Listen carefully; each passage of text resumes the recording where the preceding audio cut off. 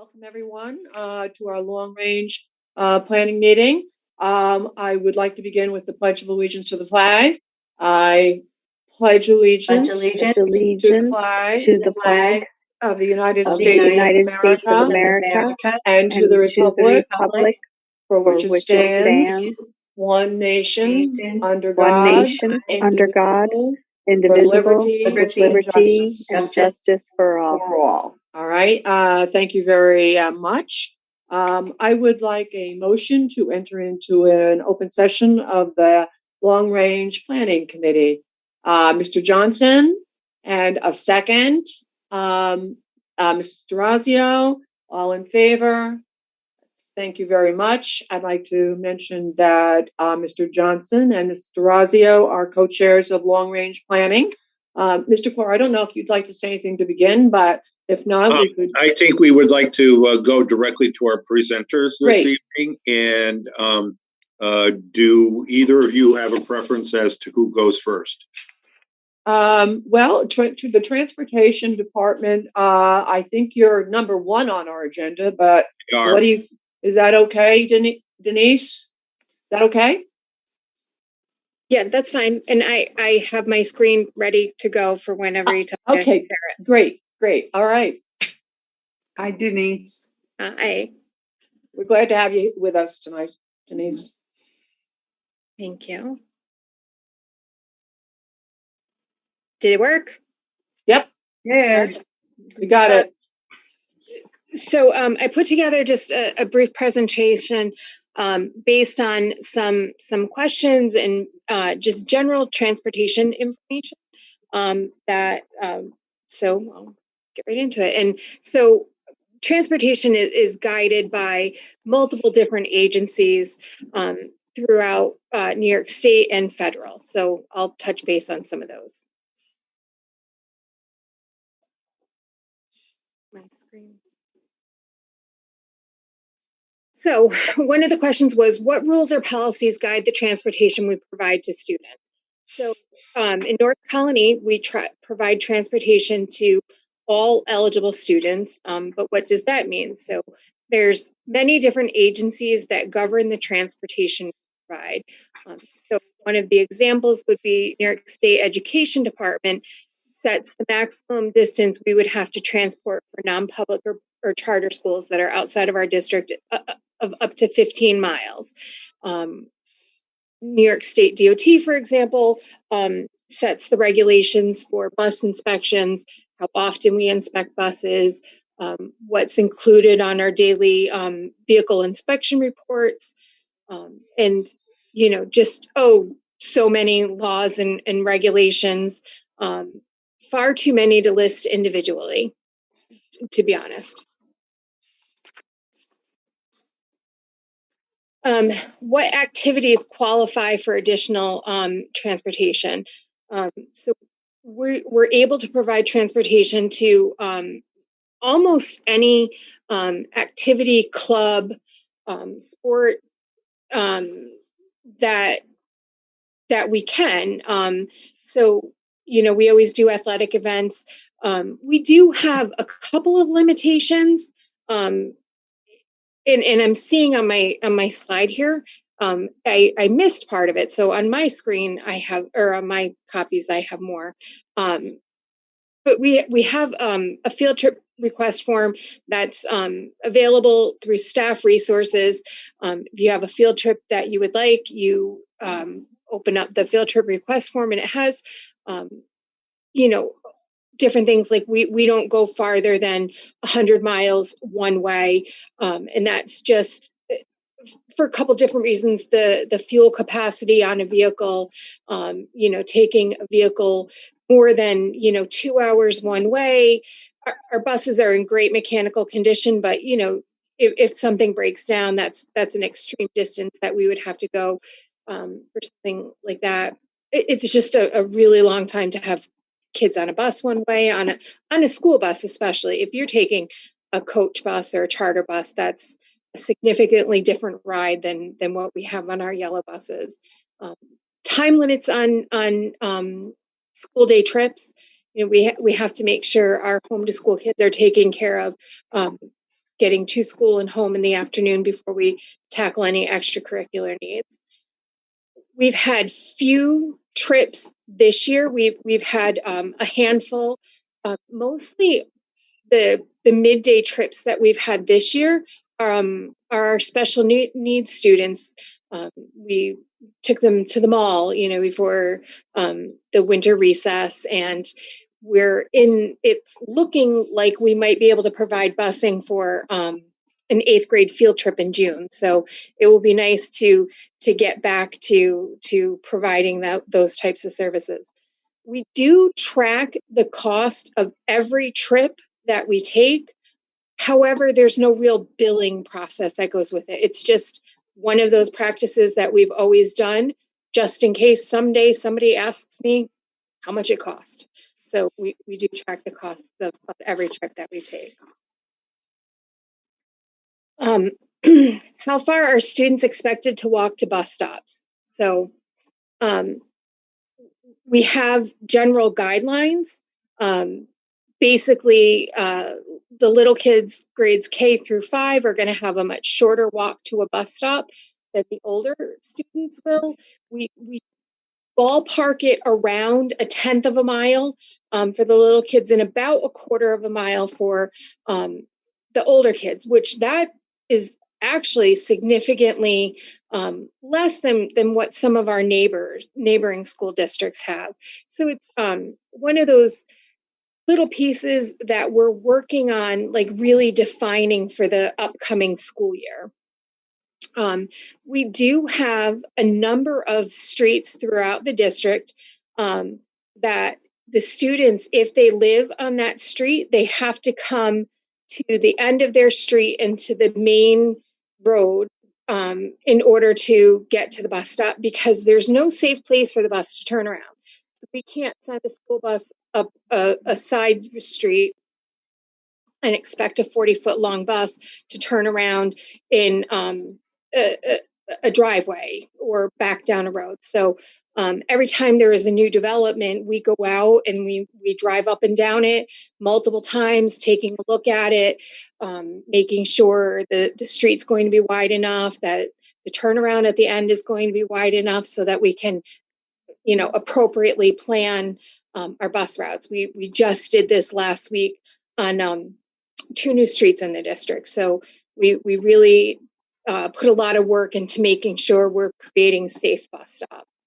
And we're also taking a look at the overall impact to busing if we create or if we increase walk zones or the walk to stop distances.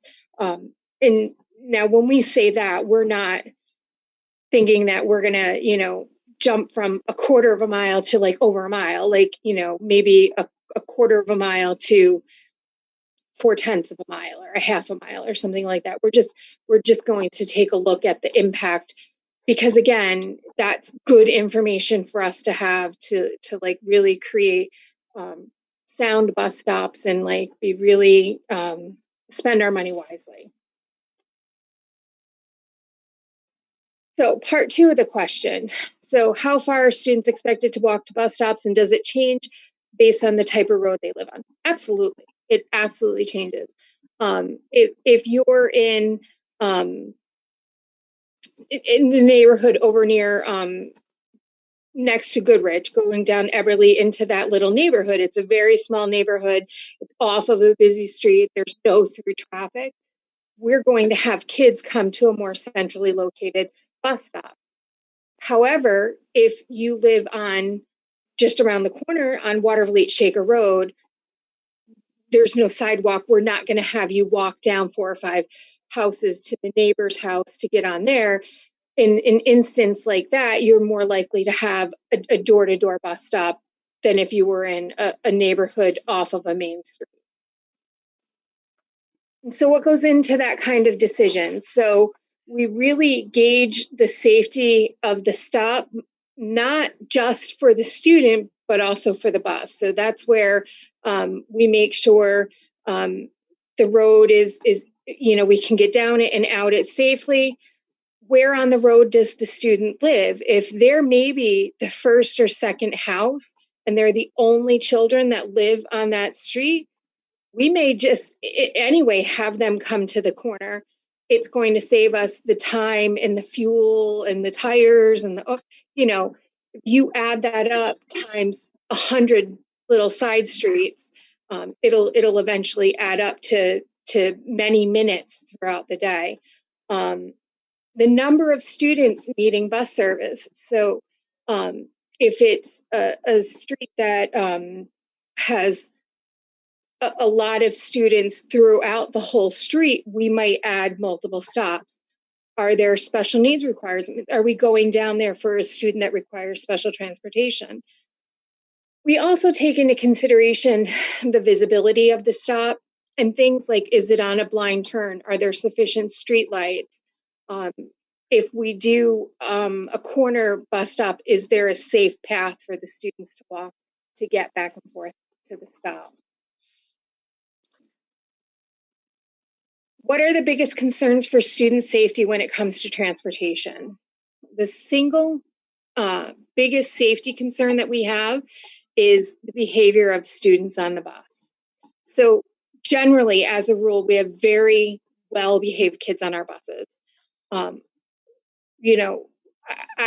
tell drivers, especially the people who come in with their license already and they've worked in other districts, we tell them North Colony kids are great kids. They say good morning when they get on the bus. They say thank you. They say, have a nice day when they're getting off the bus in the afternoon. With that being said, they're also kids, and the bus is viewed from the kids' standpoint a little bit more in lines of where maybe gym class or recess is, where there's supervision, but it's not, the teacher looking directly at everybody. There's tall seats to hide behind. You go to the back of the bus, the driver maybe doesn't really hear everything that you're saying. So student behavior becomes the toughest or the greatest safety concern that we have. The drivers looking up in their overhead mirror, even for a few seconds at a time, takes their eyes off the road. Then once we get past that and we get our kids in the seats, the second greatest safety concern becomes everything else. It becomes the cars that don't want to stop for the school bus. It becomes weather. We went, it was mid-40s today, and then it started raining, and then it started snowing, and then the sun came out. So, the drivers are having to deal with all of that. And you have people crossing the street, and you have traffic, and you have new drivers that may have to be looking at route sheets while they're driving. So, school buses are the safest vehicles on the road. They're the most fuel efficient buses on the road. So there's not a ton of inherent danger when kids are riding school buses. Is the transportation department only responsible for students that travel by bus? Yes, technically, but hopefully kids get to go on field trips. And so at that point in time, even if you may be a walker to and from school, you're going to be on a bus. So we provide school bus safety drills 3 times a year. That is another one of the SED regulations. And so yes, although we're only technically responsible for the students that are on our bus at that point in time, we would support any student that needs it and hopefully provide them a safe bus. Are there any questions based on what I presented? Denise, would you remind me how many buses we have right now? We currently have 82 buses and 54 home to school routes. Okay. And that's across all of the grade levels? Yes. Okay. Denise, I think you should share what you mentioned before everyone got on regarding employment. Yeah. So this week alone, we've had 3 fully licensed drivers apply in 3 days. And that is just like the best news. It's, they applied on Monday. We got them in for their physical today. And they're coming in tomorrow for the rest of their testing and to, go through our in-house training before we get them on the road. That's great news, Denise. It really is. It really is. Yeah. Do we take into account, you mentioned student safety obviously is the primary concern when considering about the location of stops or where the buses are routed. And I would assume that not all roads are equally suited for school bus travel, even if a route would be viable. Do we take into account how many people live on when we're not talking about students, how densely populated a road is, how much traffic there is at a certain time in terms of deciding where to go, like where our buses go? Obviously they have to go where the students are, but in terms of the routes they choose to get there. Yeah. So one of the, I don't think it's a secret to anybody that, Latham traffic is challenging, so there are times where our buses make an effort to be off of the main roads.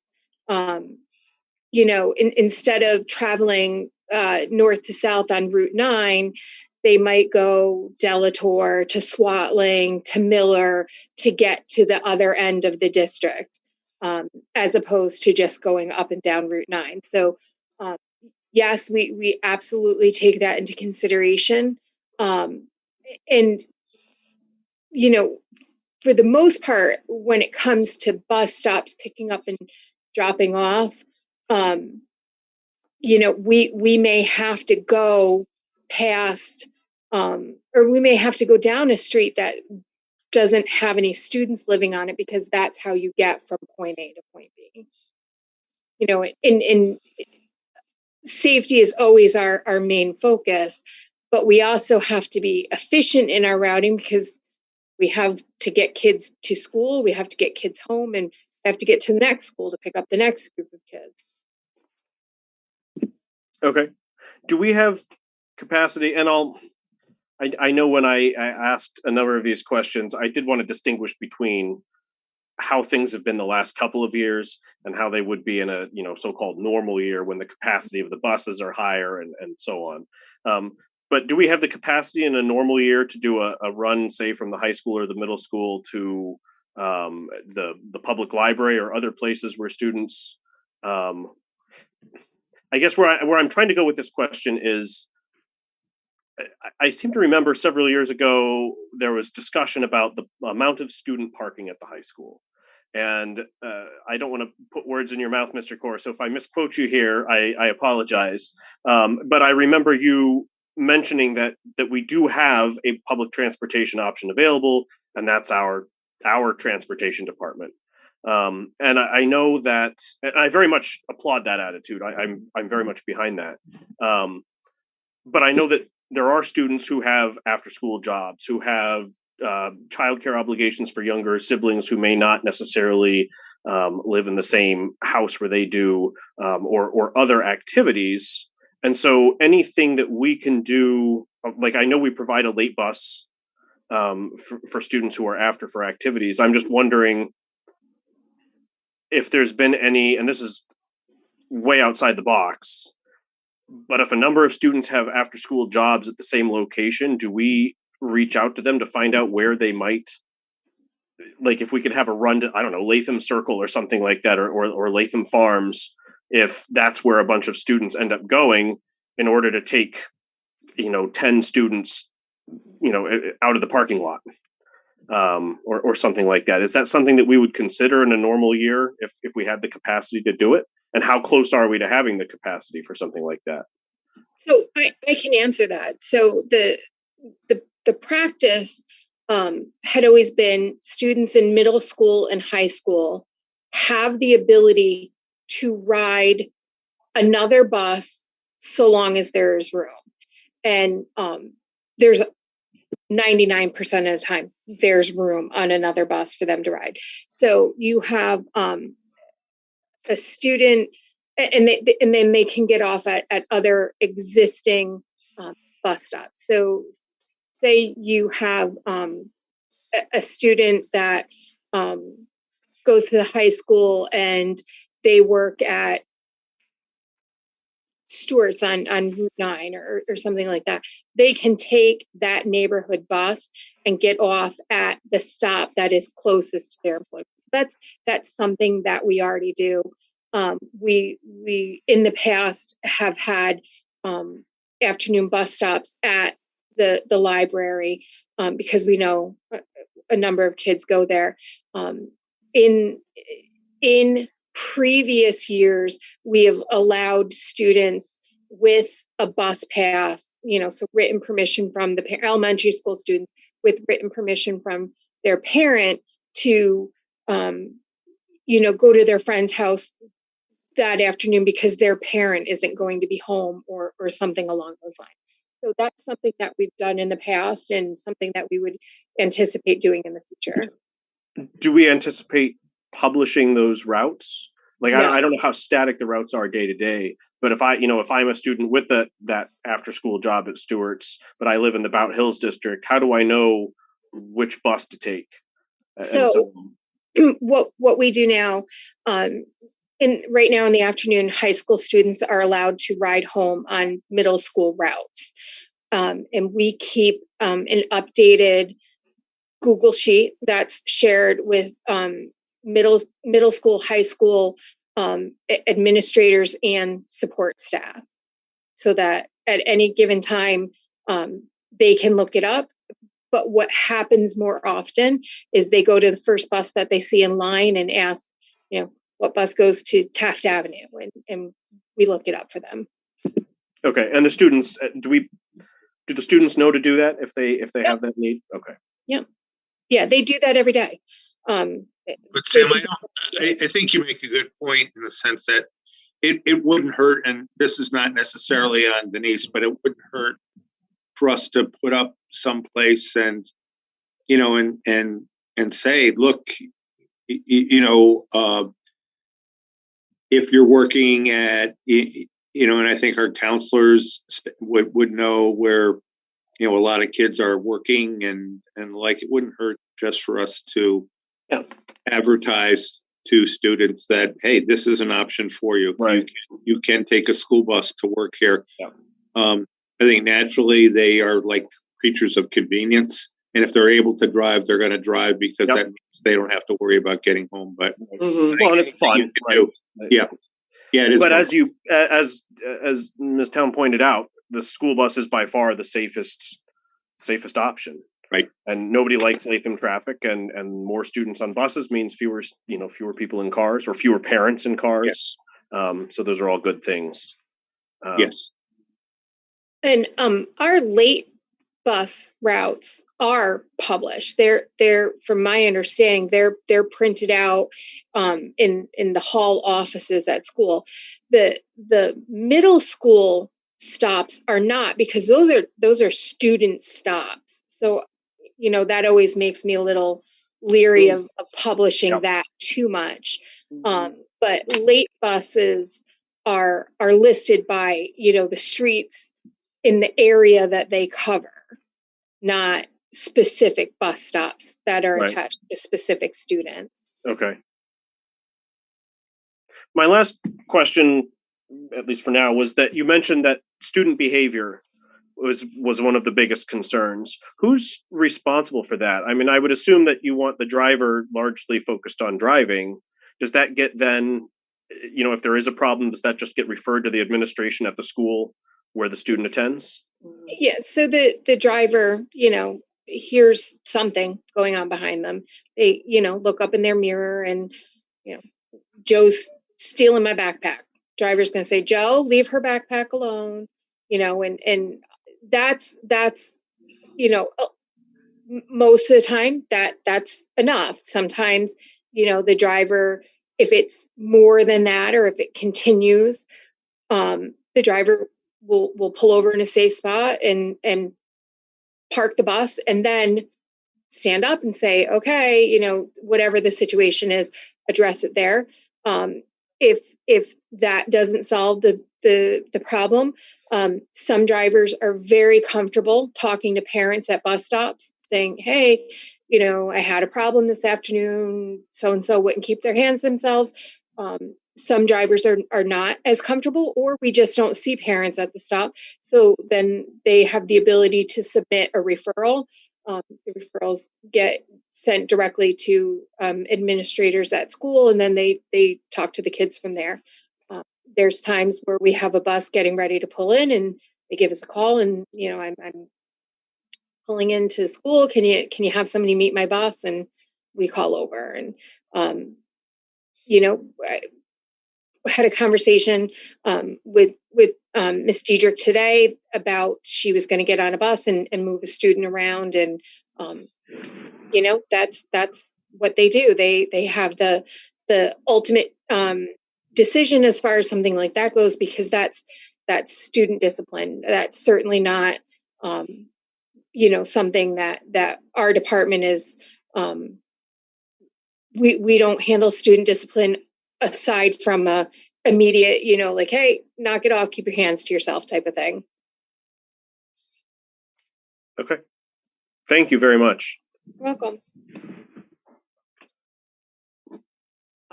Are there any other board member questions for, okay, here we are, for Denise? Denise, some years ago, board members visited the bus garage. And I keep bringing this up, I found that to be very interesting. I think other board members did too.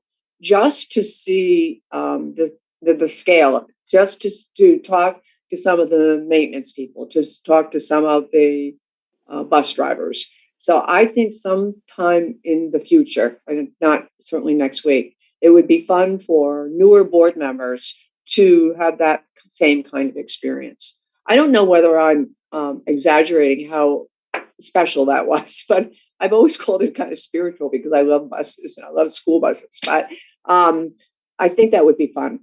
So if you were inclined to come down to the bus garage, March 18th on our conference day, yeah, would be a good day to do it. We are having our annual spring refresher that day. And we're also taking a yearbook photo because the high school asked us for a group photo of our drivers. Oh, good for you. Put in the yearbook. So March 18th, 9:30 to 11:30. Okay, great. I thank you. Thank you for that information. I think that's good. That would be fun. I'd also like to give Denise and her staff kudos for masterfully keeping our bus. Gosh, I don't know how you've done it during COVID. And there were some mornings where, we had some conversations, and it was very close to not being able to do some routes. But by pulling from here and there and piecing things together, a hardworking, creative crew made it happen. So many thanks for that. Yeah, everyone. I mean, I speak for everyone on the board. All of us do so appreciate all of what you have done. And, we know what the challenges are. And I'm just glad we've got 3 new possible bus drivers. Right. Yeah, good. I mean, good for you. So, Denise, what time do you get to the bus garage in the morning? So I'm usually the second one in. Amanda's there by 5:15, and I get there most days around 6:30-ish. Okay. So I'm just going to mention that if you would like to leave and leave, you can leave without guilt. And so you can get to bed and be ready for the morning, and no one is going to fault you for that.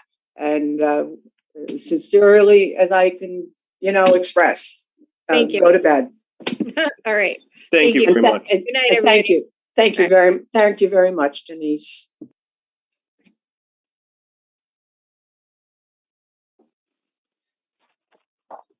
Okay. All right, Lisa, you presented we have your presentation here, and Okay. we're very happy to have you with us tonight, by the way. Well, I'd like to start off by saying thank you for having me. It's been a while since I was asked to be in front of the board, so I'm very happy to tonight be speaking not only on my behalf, but on the staff who have been totally, since March 2020, have been flexible, dedicated, compassionate. Mr. Core from March to June, who I think stopped in to see us and check on us every morning. That was awesome. And Denise and her staff, who were able to deliver for those first few months for us to our family's home. So thank you for having me, and I'm excited to kind of let you know what we've been up to. So before I really get into the slides, I just wanted a couple of reminders. Number one, we are the National Food Breakfast and Lunch Programs. So we are following federal regulations. Also, prior to COVID, just a reminder, basically the food service department, and the only department in most school districts, is a market focused department, and we get some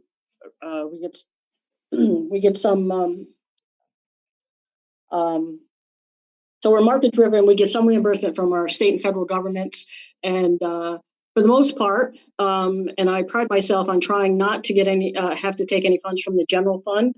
But the regulation does state if we are not whole, that at the end of the year, that the general fund kicks in and makes us whole. So with that, we'll go to the first slide.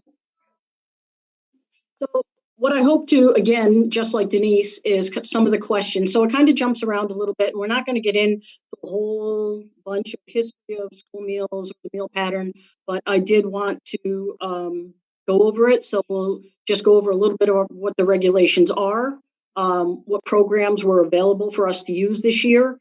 Again, our meal patterns, product labeling, our Buy American, what our participation has been like prior to COVID, as well as now, our financial snapshot, our challenges, and our future initiatives. So that's what I hope to cover with my presentation tonight. Jane? So from March of 2020 to September of 2021, we were really functioning under the summer food service program. And not our national school breakfast and lunch programs. That being said, the summer school food service program gave us higher reimbursement, and some of the food didn't have to be served in quite the number of quantities as the national school breakfast and lunch program. That being said, we did not waiver from not giving the food products. We still gave the national school breakfast and lunch, both whether we were delivering or whether parents were picking up or whether kids were eating in school or in the classrooms. So we kept with the requirements, but we did get the higher reimbursement on that. Now we come to the 2021 and 22 school year, we had two options. Number one, the seamless summer option, which provided all meals for free to all of our students. And it also, even though it wasn't under the summer food service program guidelines, we were able to get the same reimbursement rates, and we had operational waivers. Our second choice would have been going back to free, reduced, and paid, reimbursable meals, and they did allow for the operational waivers. Jane? So the operational waivers, we've been working under these at some point in time from this point in time back to March of 2020. The meal pattern waiver would be with working under the summer feeding program regulations, as opposed to the national school breakfast, as I already said. The meal service and time waiver. So that would indicate when our parents were picking up at 9 o'clock in the morning or 8 o'clock before they went to work for their kids at home, and we were giving them both breakfast and lunch at the same time. So that was a waiver that we took advantage of quite often. The non-congregate meal service, again, we're feeding kids being fed at home. We were able to feed CYC kids, feeding right now, feeding K-5 in our classrooms. And then offer versus serve. Offer versus serve is mandatory for the high school. And we're from March to September of this year, we had the waiver so that they did not have the flexibility of making selections as to fruits and vegetables and that type of thing. They had minimal offer opportunities to make selections, and then the parent guardian meal pickup. So all of those things that we were doing from March 20 till September 21, we would not have been able to do if the USDA did not grant us these waivers. Jane, next slide. So I think there was some question about lunch requirements and breakfast requirements. So just quickly, as you see, most of our lunch our meals are all composed of components. The lunch meal is composed of 5 components: fruit, vegetable, grain, whole grain, meat alternative, and fluid milk. Prior to COVID, from K through 12, we were working under offer versus serve for all of our students. What we mean by that is that we supplied all of these components, and students chose what they wanted to eat. They had to take at least 3 for us to get reimbursement. One of the 3 for lunch, at least, had to be a full serving of fruit and vegetable. As you see, how I put 1, 2, 3, how the meal components, usually when we're talking about a meal, right, we're going to talk about center of the plate, your meat alternate, but in our world right now, in school lunch world, it is basically, Jane could, okay, no meal is complete without a fruit or vegetable. If you look at the food pyramid or the My Plate, they want all fruits and vegetables, more fruits and vegetables and minimal on the other components. So that being said, besides the food components, there's other specifications that we have to meet through the 5-day period, school period. And that would be the maximum calorie range, and that goes by student grade levels, K5, 6, 8, 9, 12, saturated fats, trans fats, and sodium.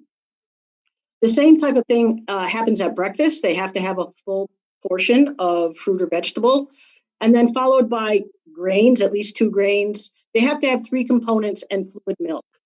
3 components doesn't mean they have to have the milk. We could have a 2-grain component. For instance, a bagel, the donut that was talked about in, I think, the newspaper, or if it wasn't, it was definitely in the email that led up to that newspaper article in the TU in August. A 2-grain cereal, perhaps, a 2-grain cereal bar. So they have to have 2, we have to serve 3 components. They have to take at least 2 full items, I guess you want to say. One of the items has to be fruit and vegetable. Now, in the old days, kind of prior, not even prior to COVID, prior to the Hungry Free Kids Act of 2010, probably there, meat, eggs, protein, that was off the center of the plate too. Now it's whole rich grains. And what we mean by whole rich grains, it's not just enhanced wheat flour, but the actual product has to contain at least 50% whole grain in order to be eligible for our school lunch program and our school breakfast program. We can, on occasion, do one of 2 things. We could substitute a grain for a meat option, an egg patty, turkey sausage patty, something like that. Or if we could stay within the allowed calorie count for the 5-day period, we could serve it as an extra, at least on one of the days. Jane, next slide, please. Another question was about what school lunch products. And there's 2 ways that we try to, when we do our school bids, that we bid the products that are specific to the child nutrition program. For a couple of reasons. Number one, we know that we're meeting the criteria.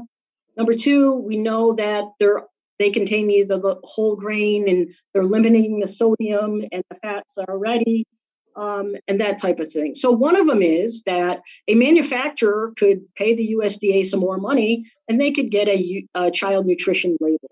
That label, as seen in the sample there, is for pizza, I believe, and it with the pizza, and I think there's some ground beef on it, and the tomato sauce, and it tells us that slice of pizza, you're going to get one meat alternate from that. You're going to get 1/4 of a cup of vegetable, and you're getting 1.5 servings of your whole grain bread or your whole grain for that meal. The second way is by a product formulation statement. That we ask during the bid period too. For instance, even from our fresh Fry Offer Bakery or Beanbo Bakery, we want to know what a slice of bread is. So what is their slice of whole grain bread? Am I going to get 1 or 2 bread components out of it? And how can I serve it to our students? If it does not come with a statement already, there is perhaps the formula does exist, and we could get the nutrients and plug it into the formula and find out what kind of component or how much component that would add to the child's diet. Next slide, Jane. And Buy American, yes, again, we're a national food service program with oversight by the state. So the Buy American 7 CFR 210.21 in the memo is really what we is what the regulation we have to follow. On the other side, the Buy American, that is what we put with our bid every spring, and asking for Buy American products only. There are some states that have kind of exempted a couple items. New York State does not. That doesn't mean that we don't serve them, though. We just try to serve them as monotony breakers. And of course, there are things that are easy to handle, kids love: bananas, mandarin oranges, pineapple tidbits, tuna. I think that's some of the big ones. Coffee, we don't do any coffees, but those are some of the big ones that school lunch kind of struggles with. Jane? So I picked September through January for the 4 years that I have here, only because I didn't go into summer because summer has been crazy. And most summers prior to COVID, we couldn't really serve very many meals or have very many programs because of a free reduced status being not over the 50%. But here is a snapshot of actually pre-COVID and then COVID and then coming out of COVID, I guess. One thing I would like to say about this graph, and I just kind of noticed it as we were getting ready tonight, is the 18-19 school year looks a little bit higher, and then we were coming down a tiny bit.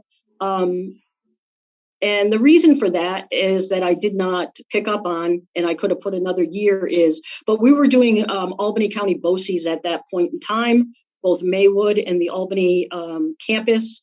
And so those meals are included in the 18-19 school year from September through January.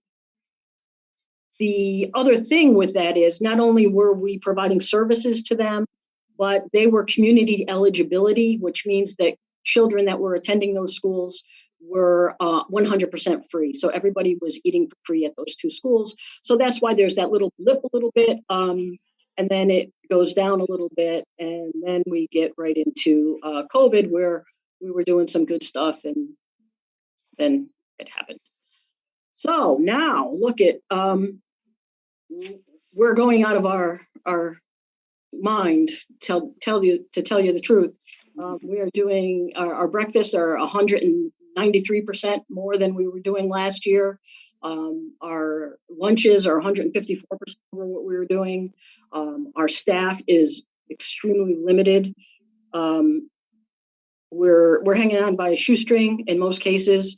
The middle school building is doing anywhere from 800 to 900 lunches a day, minimal breakfast. The high school is doing over 1,000 breakfasts a day because they have the second chance breakfast still with the their break period that they have, the mid-morning break. And lunches too are well over 1,000 every day. And most of it's done with part-time labor, and the part-time laborers who are, most of them are retired folks, and they are really working contract hours because we just do not have the bodies. And as far as our buildings go, our elementary buildings, we're doing probably almost in every building over 300 over 300 lunches. Those are bagged. That is extremely labor intensive. Breakfasts are bagged, they're delivered. The intensity is amazing, but the staff is, we're doing it, we're flexible, but I just did want to make that point. Jane, the next slide. And then here's where, again, kind of where I just spoke. These are where the meals are coming from. The elementary, the junior high, the middle school, and then the non-districts as well. Next slide, Jane. So there was a question about participation in the program that was in that newspaper article, again, from the Times Union. When I spoke about lack of participation or non-participation, that was directed, again, by it was a junior high parent whose student was then, attending in the high school in the early morning hours. So from grades 9 or through 7 through 12, did not really eat breakfast and or lunch at school. That being said, we had many options, grab and go. Many of the junior high students did take a breakfast into the classroom in the morning. Some of them picked up a lunch on the way out. The lunch that we had on the way out was cold, whether it be an actual cold sandwich lunch or a cold yogurt lunch. But if it was a pizza or a burger or a chicken patty, that was cold as well, so they could go home and heat it. On the way in, we did have some warm lunches for the 9th through 12th graders that came in.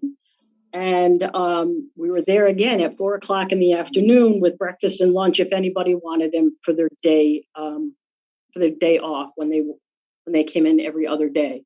So with all of the hoops that we were trying to jump through, really there was really no participation, which then shows up now that they're back in school. You could see why we're doing so many breakfasts and lunches now, and that's where that minimal participation came from.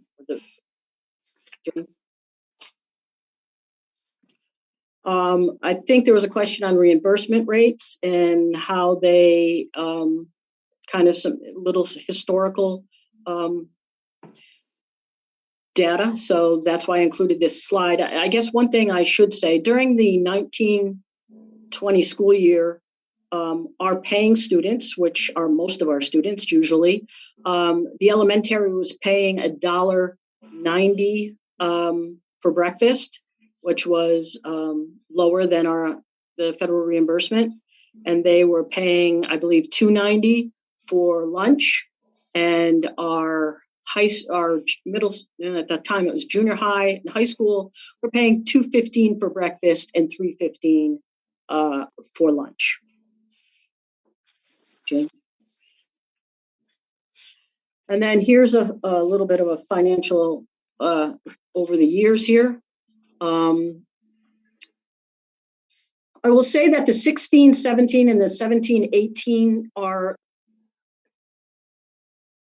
a good snapshot of really what happens when we're not in COVID and we're not all free.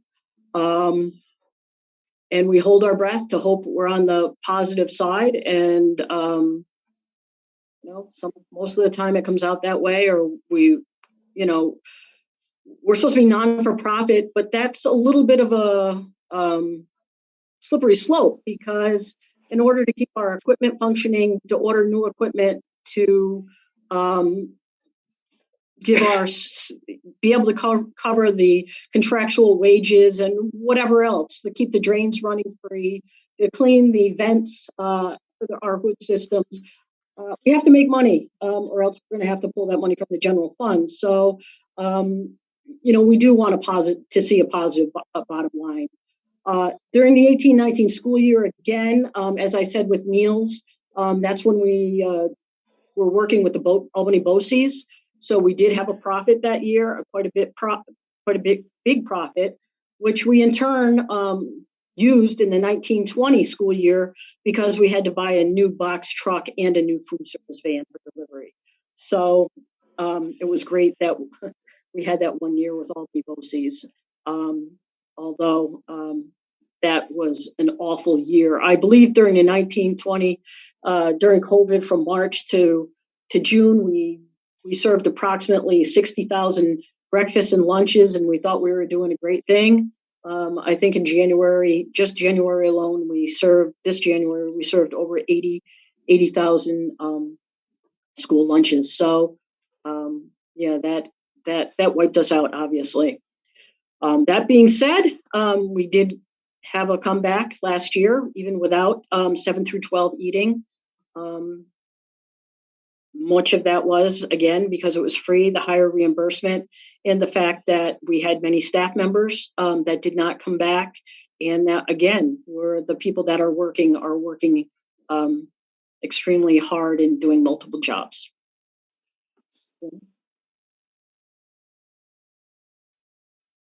Next slide.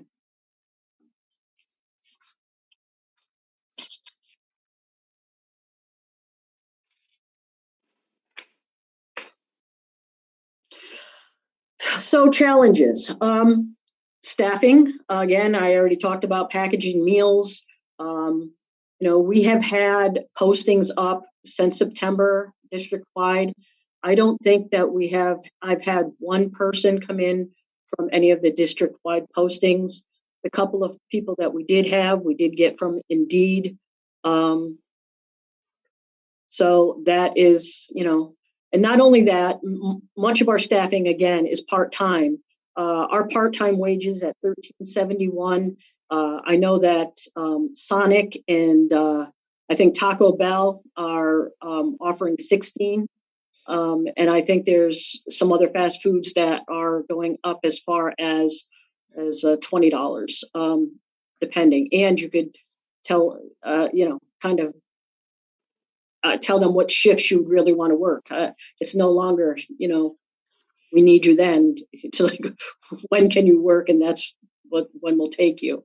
And then the supply chain. The supply chain is like a ship on the sea. We're rocking and we're rolling.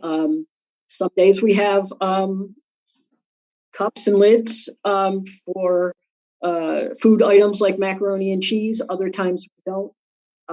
Sometimes we have, right now, cereal. There's a severe cereal shortage. So we're working with that. The pricing, I had some examples over there on the other side of the screen. It's just incredible. And these prices are only going to go up. Right now, we've been able to hold our own for food cost wise, because we have been using our commodity dollars wisely. But with the increase in meal participation, we have blown through all of our commodities for the most part. We have just a few things left. And, in other years, there's been bonus products, but there are no bonus products this year. As a matter of fact, even for our commodities, we have had cancellations of products. The cancellations of products included applesauce in cups. I mean, the one fruit grown in North America, and we can't get our applesauce. We've had strawberries. We've had, again, the tuna was just canceled because we can't get the inspectors over to the American Samoa Islands for the tuna. I think Starkist is the only U.S. Tuna that is out there on the market. Food waste. Let me go back to vendors and bidders. So last spring, we put out our bids. We put them out, our grocery bid to our grocery and our big food bids, our NOI bids, all the bids. We put them out to Driscoll Foods, U.S. Foods Albany, Cisco Albany, Ginsberg Foods, Ace Foods down in Connecticut. At 5 major houses, we got one bidder back, and that was Ginsberg's Food. It's a local, smaller grocery house down in Hudson. They have been absolutely wonderful to work with. However, them being smaller, not being a U.S. Foods or a Cisco, kind of limits what they could do for us. But again, we've had them bring stuff up in the back of pickup trucks and get it to us however they could get it. And I can't say more about them as a vendor for us. Food waste. I'm not sure really what's happening in the elementaries. I could imagine that there's quite a bit of food waste. The problem, one of the challenges is we don't know what's happening. We put it in a bag and either it's getting delivered to the classroom or the child is coming to pick it up and bring it back to the classroom. So we don't really know what's happening. At the high school, it's blatant. Both at mid-morning and at lunchtime. Apparently, raisins and craisins have become the new spitballs from what I understand, and they're all over the cafeteria. They don't want the fruit. In order for it to be reimbursed, they have to take that fruit and vegetable. So we're pre-packaging some of the items, and others they get to pick as they go through the line. And again, it's not as bad there. They just don't want it at lunchtime. And so just to speak for that, prior to COVID, we weren't doing 1,000 meals. If we hit 500 or 600, we were having a good day, but that doesn't mean we weren't selling the same amount of pizza, perhaps. They were just buying the pizza separately, or they were buying it with a bottle of water, or not with the components that would make the full reimbursable meal. What we miss the most, one of our biggest challenges, we don't know who our students are. We don't know our customers, our student contact. We used to be, after the bus driver or the bus aides on the bus, we used to be the first kind of folks that saw our students, young students in the morning. We knew if they had a good weekend. We knew if they were super hungry for some reason. We miss that contact. All of the lunch ladies and lunch dudes, they're very nurturing by nature. They're missing the students. Limited student choice. So at the elementary level, they could have the featured meal of the day, or we do have an alternate. 2 days a week, it's the ever popular grab bag yogurt lunch. 2 days a week, it's a salad, fresh salad, and 1 day a week, it's a sandwich choice. That's at K-5. The high school and middle school, they are kind of business as usual, so to speak, as far as we're concerned. They are going into the cafeteria. They are making selections. They are not going through the lines right now. They only go by the cashier and they're hitting a button for the meal. So they're not using their pins. We're not selling a la carte. Or anything like that at this point in time. We tried to keep it, and I don't think we will, at least for this school year. And then one of our biggest challenge is inadequate kitchen and storage. And when I say this, it's mostly at the elementary levels. When we're doing that kind of volume, and you have one reach-in refrigerator and one small freezer, when our orders come in, and we're bringing orders daily from larger kitchens, mostly Blue Creek, it takes at least a half hour to 40 minutes just to rearrange things so that you could get them into the refrigerator or freezer for use the next day. We are doing some work. Forts Ferry, for example, when they did that little renovation project, we did get a little bit of expansion. We do now have some storage there. Besides a convection oven, we put in a steamer. So we do have a little bit more cooking, but it's still, even with that, it's still inadequate for the number of meals that they're serving. And then the biggest challenge is the unknown. At this point, we've been told by state ed that it will be business as usual come the next school year. So I'm imagining that at this point, in my mind, I'm planning on that we will be going back to the National School Breakfast and Lunch programs, and we'll be back to going free, reduced, and paid. But that, again, is unknown. So, it's like planning a party, and of which we are, because all of my commodity orders have to be in by March 4th. And I'm going to be planning already for next year, not knowing at all what's happening. Jane, next slide. So, program initiatives. So my biggest challenge, the unknown, is also my biggest initiative. If we are back in the cafeterias, free, reduced, and paid, I will now have at least 3 grades, K, 1, 2, and possibly 3, that have never been in a cafeteria line or were there for a limited time from September to March. They've never had to make their selections. They've never had to learn their 5-digit PIN number. So there's going to be a lot of newness for the student going into next school year. We continue to support the legislation for universal feeding as we move forward. We're working with we have a plan to work with the Shaker High Science Department and the Wellness Committee and the Forts Ferry Farms to possibly look at applying for a grant to increase that their garden project and see how that could fit some of those items into our school lunch program and our farm to school program. We want to institute offer versus serve to come back for all of our students and all of our cafeterias so they can make proper selections, so they could, if they're learning about carrots and vegetables in health class or science class, that they come into the cafeteria and they know, they make those selections. Prior to this, we were having a great success with using New York products, spotlighting them with our lettuces that we use. That we have some microgreens that we've used. We've used New York cabbages, the New York apples. We've used New York apple ciders. We've had New York potato fries from McCain's.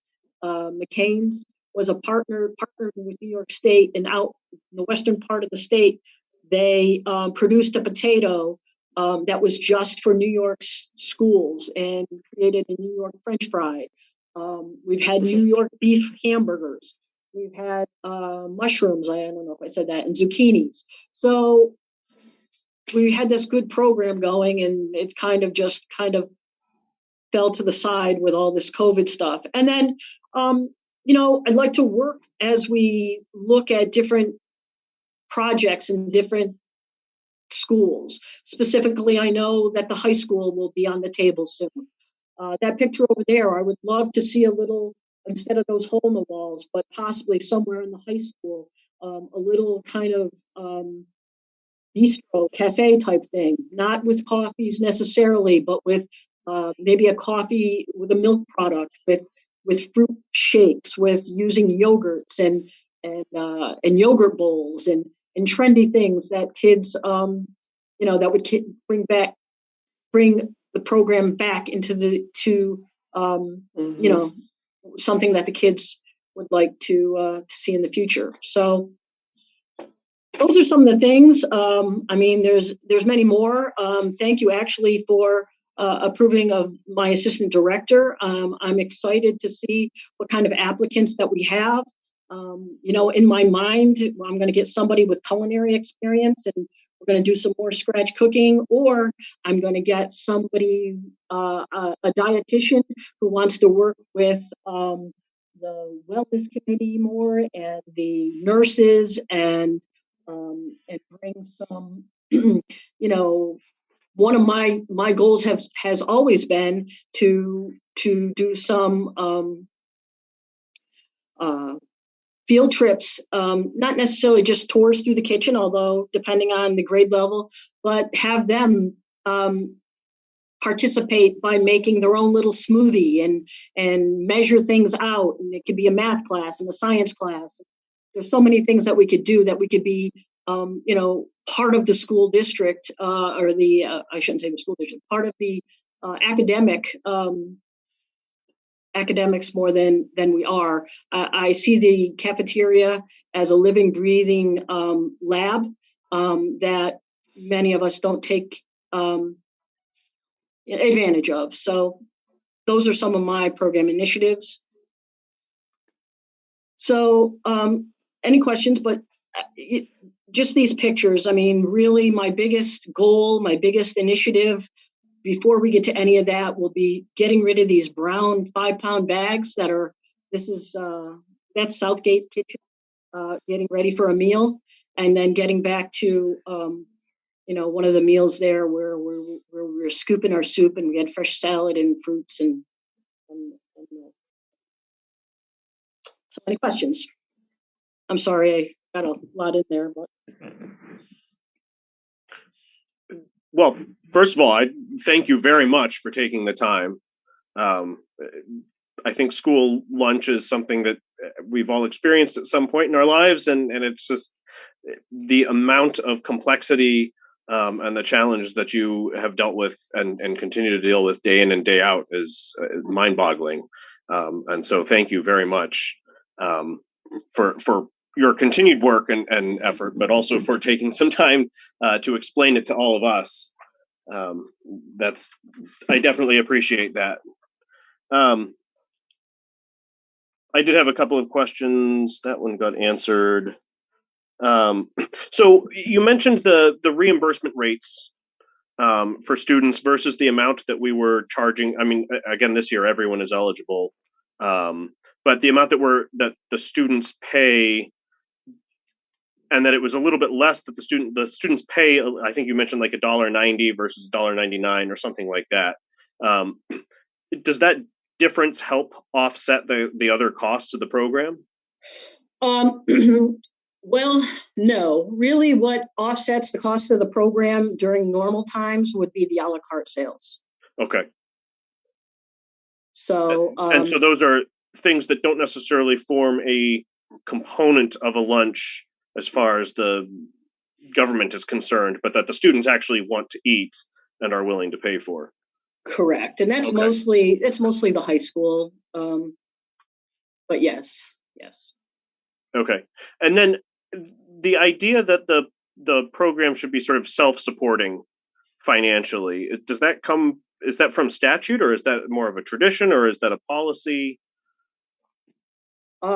That's really the way it's been for the 20 years that I've been in the business. And I don't really know why that is, to tell you the truth. I mean, I think because I don't really know. I could guess. People say, well, I don't want to pay for why am I paying for, your kid's lunch? But right. You're paying for them to ride the bus. You're paying for them to get their iPads or whatever, I mean, things have changed, but right. Traditionally, it's always, I don't know if anybody on the board has a better answer. I don't know. And is it do you happen to know if your peers at other districts operate under the same assumption? Is that pretty universal in New York, or is that more unique to our it's school? It is universal in New York, and it's universal pretty much across the country. Okay. One thing in that reimbursement, I don't know if you've noticed, but the reduced price meal basically across the country is 40 cents. New York, it was 25 because the state was picking up the extra 15 cents. And then right before COVID, New York State put in, was paying the whole 40, so they put in the quarter. So there was still the reduced price category, but even reduced price children were free. Okay.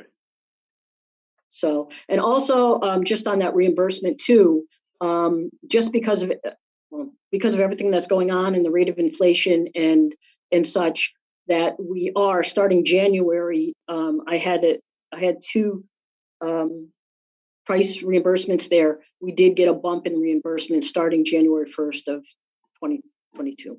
So, and that reimbursement is it sounds like it's a per meal based on if we serve a qualifying meal, we get sort of a flat rate reimbursement regardless of what we put into that meal. It's not sort of a sliding scale where if we have more expensive things, they'll reimburse us more or something like that. No, that's correct. So it's based on having at least 3 of those components. Okay. In the meal.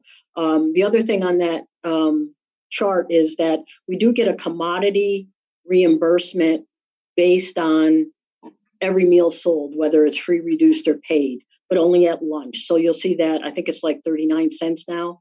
So that 39 cents for every meal that we are serving now is kind of going in a little, like I say, a bank account. And then every March I get like, okay, here's the funds that you have. What kind of commodities do you want to buy with those funds? And when you say commodities, the things that we buy on a large scale for the next year? Commodities are actual government commodities, which we get in 2 ways. There's what we call brown box, which means that I'm going to get commodity fruit cocktail, and I want 300 cases over the year, and I'll spread them out that way. Or the commodity tuna, I only buy tuna, or I only get tuna if it's commodity, so I know it's USA, or the tuna. Or I could say, okay, I'll say Tyson because that's probably a name that you're familiar with. Okay, I'm going to get Tyson chicken. I want Tyson chicken patties, nuggets, and popcorn chicken this year. So I'm going to take 16,000 pounds of chicken and I'm going to give it to Mr. Tyson, and then they're going to make it into patties, and then I will get the commodity value off of that product once I actually purchase it. Okay. Through a distributor. So it may come from Ginsburg and I'll have Ginsburg bid price, but under that bid price, I will get the deduction of the amount of chicken that's in that. Because you've already purchased it as a commodity. Correct. Okay. Yes. If you end up with I hate to use the word, if you end up with a profit at the end of the year, does that go back into the general fund? Or does that get rolled over to the next year and allow you to have more flexibility? No, we're able to have a fund balance, Okay. unless your fund balance is through the roof, where they make you spend it. But you have that fund balance, so you can, buy equipment and pay your staff and all that type of thing. So you are allowed to have, I think, I forget, 3 year, I don't know, something, but there's a cap on it, but you are allowed to have a fund balance. Okay. And then you mentioned problems getting people to, getting workers, employees, and I'm assuming that's pretty constant across the board. Do you have the ability to, how do you choose what wage you are allowed to, or that you offer? Well, there's a part-time wage scale that the district puts out every year, and I with all administrators and all the administration and the board, they kind of take a look at it and see where we have to go. At this point in time, I'm seriously looking at how to tell you the truth. I don't know if I said, okay, I'm going to, if I'm going to lobby the board for $16 for my part-timers, I don't know if that's going to make a difference. We used to get part-time school lunch workers were moms coming out of their homes, because they wanted to buy a new rug and they stayed for 25 years. that employee's gone. So I don't know. We're looking at different things. I just don't know where to go with it. Okay. So that wage scale though is set by us. Yes. And yes. okay. And you make recommendations or requests and we have to find the money.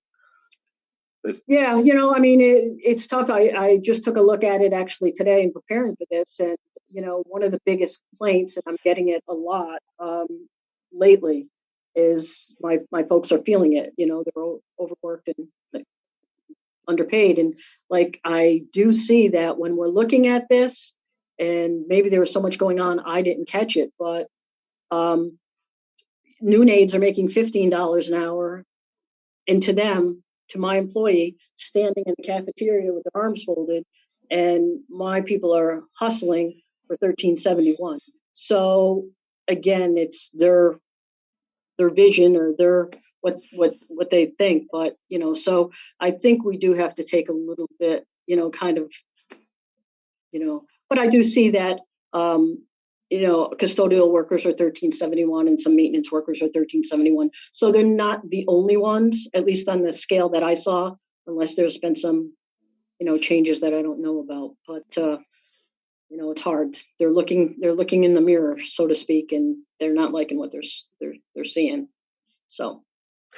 Do you anticipate that some of this gets easier when you no longer have to put all of the lunches in bags and the work becomes maybe less tedious than it would be in the pandemic? Yeah. Well, that part of it yes, it'd be great if we could just put stuff in bulk on the line. It will come with its own set of challenges. How to get the kids in the line? How much do we charge? Are we ever going to get money out of students again or parents? I don't know. So it will come with some new challenges, I would imagine, but just the labor intensity of just putting stuff in bags. And we eat with our eyes, right? So I have no idea what we're putting in that bag is even being eaten, or how much of it, or how much is, just going in our trash cans. Okay. I think, Mrs. Harrison, that's all of the questions that I have. Okay. Any other board members with questions? Mr. Rodrio. So I just wanted to mention that at one of the wellness committee meetings, Lisa she does presentations all the time, and talked about, we talked about the project with Forts Ferry, and you were also getting food from a place in Troy, wasn't it, Lisa? Yes, we do business with Capital Roots in Troy, and we've been doing that for quite a number of years, and that's where we get some of the fresh microgreens and lettuces that are I think actually not microgreens, but some of the hydroponic lettuces. We've gotten we've received some tomatoes from them this year. Our apples are local. I think most of them come from Gould's Orchard through Ginsberg and some other sources. But yes, we're really working on getting local products from local vendors. And in the past, the food service department was quite lucrative because there wasn't the guidelines that are in place now. And the kids were buying a lot of a la carte items, which were very profitable items. But now with the new guidelines, they don't have that option. And so therefore, your profit margin is a lot smaller, correct? Yeah, there's two things.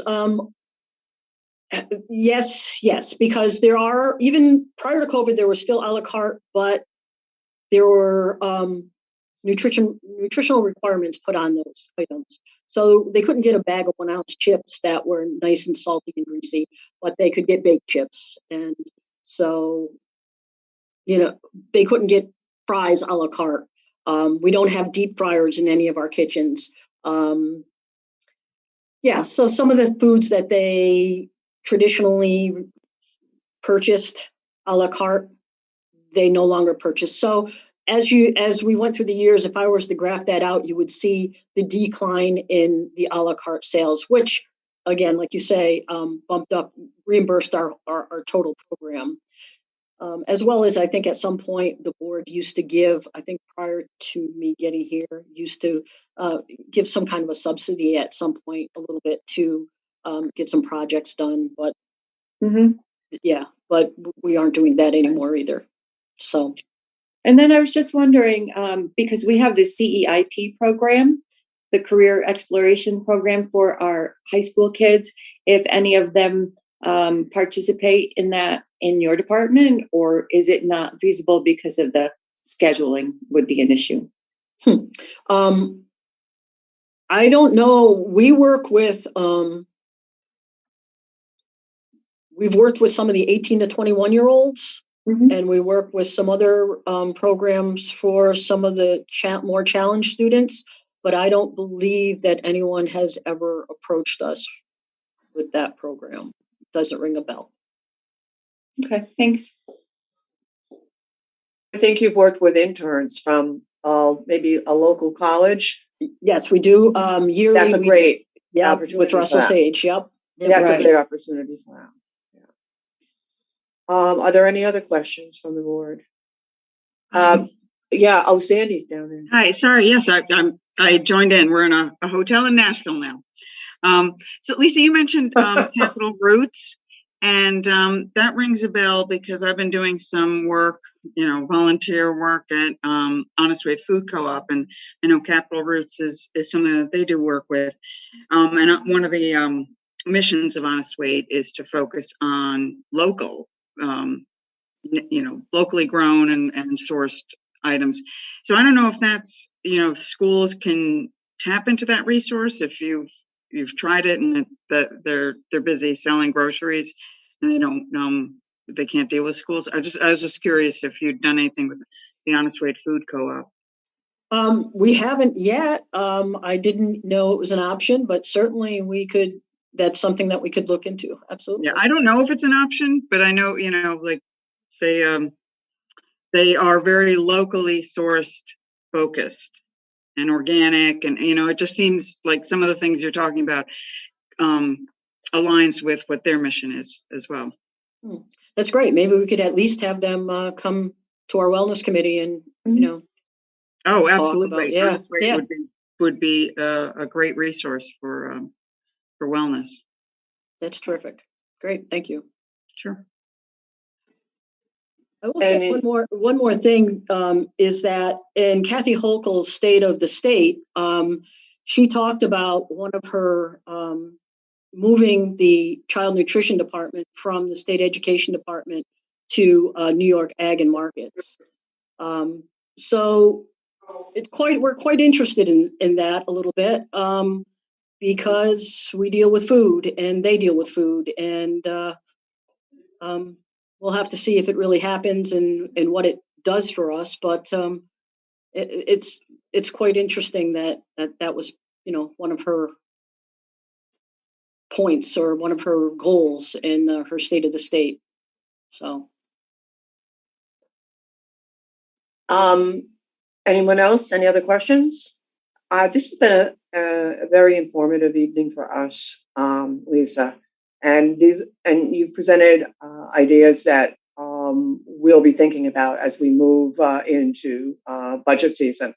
I wouldn't want you to think that any of us underestimate the challenges you faced over the past couple of years, but we talk about essential workers. And you and your staff are certainly essential workers. You're the lifeline for so many of our students and our families. And that is not something we underestimate either. So we thank you for your good work. We thank you for the good work of your staff. And we will be thinking about that cool cafe in high school. That's what I'm looking for. I don't know about anybody else. I'm looking forward to that. So I want you to have your opportunity to do that, Lisa. All right. Awesome. That's one of my priorities here. All right. Anybody else?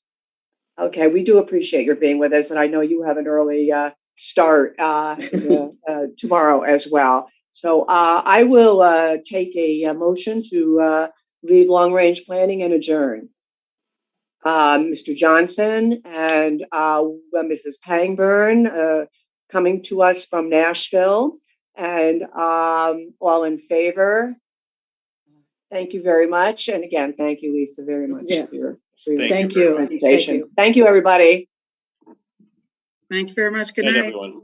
Good night, everybody.